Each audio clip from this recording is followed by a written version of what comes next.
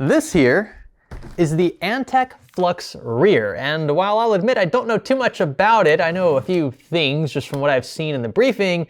I know for a fact Antec has been putting out banger after banger in the case department for the past few years. I expect this to be no exception. So we've partnered with Antec to build a pretty sweet system inside of it. I'm just judging from the box, but this thing looks pretty interesting because if you notice atop the basement, or sort of inside the basement I should say, we've got two fans. So I don't believe the power supply resides where it traditionally would. Ooh la la, have a look at this beauty. I was a bit caught off guard when I unboxed it because I was expecting the power supply mounting location to be in a different place than it actually is. I thought it would be behind the motherboard tray, like a conventional sort of like dual chamber chassis. We've seen a lot of those lately, but this one takes a totally different approach. All right, so under here is where you'd normally find it. In a traditional mid tower, the power supply would be somewhere around here and you would connect your cable at the rear. Now they've still retained that connection there, but it's run by a cable up to this section of the basement. So it's not actually, again, behind the motherboard tray. There's nothing back here except for a place to mount some storage drives. Instead, you'll mount your power supply here. So let's discuss the benefits of such a config because, well, I'm actually just sort of taking it in at the same time you are. What does this mean for the case? The one thing that I noticed right away is that this chassis is not as tall as what you'd expect for a 7-slot case. And that, again, is, I think, because of the fact that the power supply has been relocated. So in an area of the chassis which is otherwise unused for the most part, unless you want to shove a 360mm fan rad combo or something up front, they've decided to place the power supply instead. This has allowed for the addition of two 120mm fans that are included with the Flux Rear. You can see those mounted below, and this is going to provide fresh air for whatever graphics card you're running. And because the power supply isn't behind the motherboard tray, it means that the chassis is actually quite thin as well, which should save on desk real estate if that is a concern. So if the power supply was in its conventional location where these fans are, then you would have to shift these 7 PCI slots higher in order to actually make them usable. Otherwise, this would technically be like an MATX chassis. And that is how they've been able to pull off a sort of MATX footprint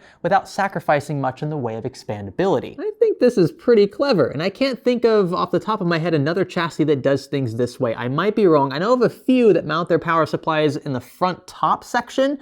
And while that can also be functional in a sense, it could allow for more space, longer graphics cards and the like, it does sort of impede in the way of airflow from the front panel, whereas this doesn't. You still can fit two large fans up front, you have a totally unobstructed top panel, an unobstructed rear panel, and the basement is now accessible for two additional fans. So I think this improves airflow across the board. I can't see how they could like any better optimize for airflow in this sort of layout. Like you'd have to go with a bigger case altogether, which obviously isn't their goal. Let's see what we have in our accessory box. This one's a bit thicker than normal. It looks like a case fan. So this would make our 5th fan for this chassis, which is pretty darn impressive for an MSRP of $99. PWM and addressable RGB compatible, which is super nice, and you get these nice rubber vibration mounts on the sides to keep things super quiet. Though it's likely removed from the start because it's going to be difficult to route your motherboard and maybe a beefy cooler or something behind this with it already installed. Other things included in the accessory box, you get screws to mount said fan, you get a fan splitter, which is super cool, and you get the usual zip ties and a bunch of screws and standoffs and things to mount all of your additional hardware. There's a lot to love then about the Antec Flux Rear, including its MSRP, which I'll just state again, $99.99. I think that is dang impressive for a chassis as versatile as this one. Antec just pumps out banger after banger, it seems. We built in the Flux Pro, which is a much larger version of something like this, but I really like the way that they have sort of set up all of the hardware mounting in this one. I think it's a great use of space, and I'm really excited to see what a PC build looks like inside of it. Speaking of, we've prepared an excellent one from AMD. Kicking things off with a, well, not new, but still very relevant 7800X 3D, a Gigabyte X670E Aorus Master. Now this has been superseded by the X870E, so if you want to build something similar to this and you want to buy new, consider that one instead. I think it's around the same price. For Ryzen, you'll want specifically 2 DIMMs of, in this case, DDR5. This is Corsair Dominator Titanium DDR5, and it is a 32 gig kick, 16 gigs a piece. This is also extremely fast, which again, Ryzen is going to love. Our boot drive of choice is a Corsair MP600, and this is only a 1 terabyte NVMe, so if you want additional storage, I always recommend something like a, say, 2 terabyte or 4 terabyte SATA SSD that you can migrate from build to build. This one I use specifically for my Steam library. Now, I was about to introduce the graphics card, but Cashew is sitting on it. This is our new kitty cat. Look, say hi, Cashew. Say hi to YouTube. He's a Siamese kitten, super chill, super young, and super lovable. The 7900 XTX is a card you probably weren't expecting. These can be found on eBay for around 600-ish USD, and I think it is at least worth considering for that price. Now, you do have obviously cards like the 9070, 9070 XT, and those are generally gonna be better for more modern titles because of things like FSR, but this still packs a punch, and it comes with a ton of VRAM, 24 gigs in total, so at least worth considering in my book. And rounding things out, additional tech from Antec. This is their Skeleton 360 AIO, so it comes with RGB support, 3 fans, of course, for 360 support. It'd be really weird to have like 2 fans on a 360mm AIO, but there's no like fancy bells and whistles with this one other than the RGB. So you're not gonna pay a premium for like an LCD screen or anything like that. If you just want plug and play simplicity, apart from maybe additional wiring, this is likely the way to go. And the last piece, this is a GSK Gold 850 watt power supply, fully modular. It supports ATX 3.0, so the latest connectors for graphics cards, though we won't need that for our 7900 XTX. This is a lot of tech, and it's not cheap. It will definitely cost a pretty penny, a little over $2,000 as of time of building if you account for things like a used 7900 XTX versus a new one. Some other places save a bit of money. Now, the Antec AIO, I couldn't find a price for. I think it's still relatively new, and so I just threw in a placeholder, I think an Arctic 360 or something that we've used before that we're very familiar with. But you can find all these parts linked below if you're interested. For now, though, let's get this thing assembled. I expect it will be one of the best gaming PCs around, despite using essentially generation-old hardware at this point. I'm excited to see what it looks like as well inside our Antec Flux Rear. For this next part, we're gonna go handheld, cue in Tommy. Tommy. Oh, I'm on. I didn't tell him this was coming, but I need your help to film this. So. Oh, wow, let's do it. Okay. I have a lot of experience now. There you go. But yeah, so we're gonna go ahead and start assembling our platform, and then we'll get it inside this Flux Rear. Again, really like the way this case looks. This is the next day, if you can't already tell, but I was gracious enough to wear the exact same t-shirt, so you wouldn't have known this was the next day if I hadn't said anything, but there goes that. Yeah, this board has been used before. It is a bit dusty, so we're gonna clean this up as we move along. But first things first, CPU install time. We'll also give this socket a quick once-over. Looks pretty good. And Tommy, you weren't here yesterday when I was introducing these parts, but this is a Ryzen 7 7800X 3D. It is one of the best gaming CPUs you can buy. And it's actually a generation old. The 9800X 3D is now the king of games. So we're just gonna lower this retention arm, and there you go. That's pretty beautiful. Sweet looking chip there. Next up, our DDR5. Now again, these DIMMs are a bit expensive. They are pretty premium, so if you want something a bit cheaper, feel free to play around with that list in the description, but you can't go wrong with titaniums. And again, for Ryzen, you're gonna want faster and 2 sticks, not 4. You know what, Tommy, I'm gonna do a test fit here because this board is actually a bit larger than ATX, and I just realized this case might not actually work with it. Yeah, it's not, it's not gonna work with it. We need a smaller board because you can see there the standoffs kind of end. There's a little bit of space behind the standoffs, but this is where the power supply sits. So we don't have much play, and because this board is about an inch wider than a typical ATX one, we are being blocked from sitting this in correctly. So that is one thing to look out for. This being a case that's, again, a little more compact, we're probably gonna wanna stick with ATX or smaller, and don't go for oversized. So lesson learned there. I've got another X670E, but it's white. There's nothing in that box. B650A. This might be the winner. So this is an ROG Strix B650A, so definitely not as beefy as the other one, but it is a standard ATX board, and this should definitely fit. So yeah. Let's do a quick swap. Ooh, you know, Tommy, this is still a good looking board. I really like the design cues of this. Sorry for the delay there. The design cues of this one. Asus always makes good looking stuff. And well, there are some white elements to it, but still a black PCB. So it should look fine in the Flux Rear. Sure it's gonna fit this time? I'm sure it's gonna fit this time. Rookie mistake. Just quickly make the swap. 7800X3D is in. And then our DDR5. Man, I'm kind of annoyed I didn't go with white dims. That would look pretty sweet with this board. Gonna remove this heat slab, or really just a piece of metal. It doesn't really change much in the way of temps. And then we're gonna install our fancy schmancy MP600. I think we'll actually use this stock heatsink as well, and it's totally toolless to tighten down. All right, Tommy, so now I think we are ready to marry the board to the case, and this one should fit. And you can see why, again, Antec left that rear fan removed, because it would be very difficult to get this all in here with it already pre-installed. And that there is a snug fit. This is gonna look so good when it's all said and done. Now, without referring to the manual, I think these are M3 screws. Yep. Second M3 screw. Third M3 screw. Are we gonna show each of these, Tommy? We're just gonna make them watch all 9 go in. Tell them what today is, Greg. Today is October 28th. And it's a day of days. Guys, it's Greg's birthday. Okay, you don't have to tell them that. Come on now. Everybody in the comments, wish Greg happy birthday. Oh, come on. Yes, I am, I'm in my 20s plus 2 now.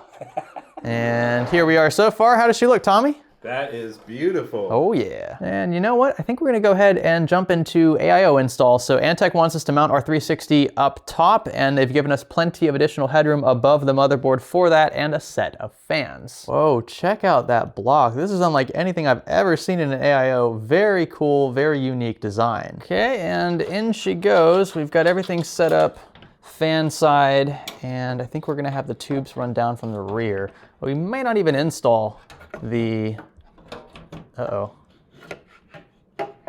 How's this gonna, oh, Tommy. By the skin of our teeth. I was gonna say, Antec sent this AIO. Like, why would they send an AIO that isn't compatible with a case? It is, and just barely, but I love that. It looks like it was made for this case. Ooh, and look at that. We get to retain the generic AM5 mounting gear on the board, so just a couple of clips. That's super easy for install. We're gonna bend this around so that the Antec logo faces upright, and then thread these little hooks over the brackets. And we'll tighten everything down. Oh, by the way, we did include thermal paste. Relax. Gonna take care of front I/O, fan connectors, and the works while we're here. And then here is front I/O. This is not unified, but we do have a video detailing how to wire this step by step if you are curious. And we've got USB-C and USB-3. And Tommy was telling me how much he loves USB-3 connectors. This is, he's a big fan of these. Can't forget our 2.5-inch Steam library drive. And this is a little SATA cage that you'll get with the case. And we'll feed it in just behind front I/O cables. And there's a little retention screw up top to tighten it down. All right, so that's kind of in the way of our cables. Maybe we'll like have them kind of run down the side here, and then we'll have them sweep back this way.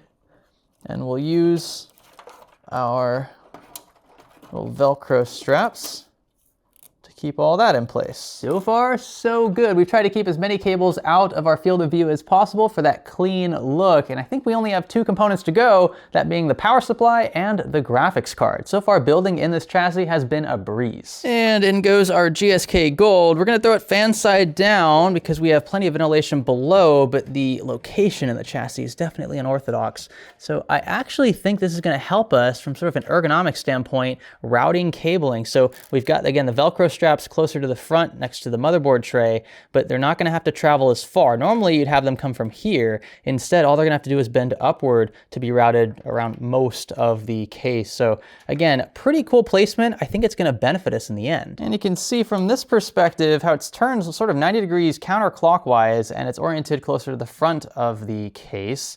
And in order to bring power to the rear, sort of a standard layout, you've got this cable, which we're gonna have to actually flip around. That shouldn't be a problem. Antec gives us enough room to pull that off without a hitch. And we can hide it all once again with this cover that runs along the side of the basement. Just push it forward and is tightened with 2 captive thumb screws. And to round out our aesthetic, now that the unit is installed, we're gonna add some custom cable extensions. Again, these are only about 20 to 30 bucks on Amazon. If you have the cash to spare in your budget, I do recommend purchasing a set of these. They are compatible with all like conventional power supplies for PCs, and they'll go a long way in the looks department. We've chosen red because, again, we have our Radeon 7900 XTX, and there's a bit of red etching in the card, so this should look nice when it's all said and done. Oh yeah, Tommy, this is looking pretty sweet now. By the time cable extensions go in, the look just, oh yeah, I love how it all comes together. We'll pull back on these bridged combs a tad, and then we'll feed it all back through the top. Things are looking pretty good. I'm trying to keep the bulk of excess cabling near the power supply because, again, we have our fans atop the basement, but they're fairly low, so I don't want any wires getting snagged there. We've just got 2 extra connectors, the 2 8-pin PCI supplementals, and for that, we're gonna need our 7900 XTX. Just look at this presentation. You don't get this much anymore, and this is when, again, Radeon was really taking high-performance cards seriously. Bit of a shame we don't have that much anymore. The 9070, 9070 XTs are great cards, and again, considering they do come with the latest FSR support, those are probably better buys at MSRP than what this was. But with the amount of VRAM that we're gonna have in this and just the sheer power that it packs, I think we will be just fine for our gaming needs. Shoot, Antec, maybe ease up on the on the macho with these screws. Golly, these are the only ones tight, but they really pack a punch. And in she goes. This is for all the marbles.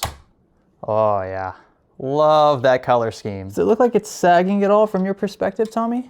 Looks pretty straight. Yeah, it looks pretty straight. So Antec's given us this little sag bracket. Unfortunately, oh, you know what? Actually, we can move it. So we can move it a bit further forward, or further toward the card, I should say. And that'll allow us to prop it up just a bit more. I'm gonna wiggle these supplemental cables forward, give us enough slack to get those wired in. Are those coming? Oh God, okay. There we go, that's better. And we're just gonna twist them around, connect each here. I also love with how powerful this card is that it doesn't use like a 12-volt high power connector. I really do dislike them. It's nice that we have good old 8 pins here. And again, that looks pretty darn cool, fully synced up with the card's color scheme. How does she look, Tommy? Pretty much finished now. Greg, I absolutely love it. Have you seen the show Knight Rider? I'm not that old, Tommy. Oh. I told him off camera I had, but he's just caught you so. Now you're 20-something plus 2. I'm 20-something plus 2. Come on now. Now we haven't buttoned up the paneling and stuff. We'll go ahead and get the top panel fitted here. Now it wouldn't be a proper build without giving you a glance behind the motherboard tray here. And this is just to reiterate how effective cable management is back here. I would like to see a few more zip tie points. That's the one thing that I wish Antec had added a few more of, just because of the unconventional layout with the cabling. So if I could offer one piece of advice for another iteration, maybe add a few more of those, especially with the placement of this 2.5-inch drive up top. But there's still ample space to just sort of like stow cables. You can see we've even got excess for the PCIe supplementals right here beside the intakes, those 2 fans below in the basement. So there should be, again, plenty of room to throw on the right side panel, and I'm just gonna do that in one fell swoop here, just to prove the point.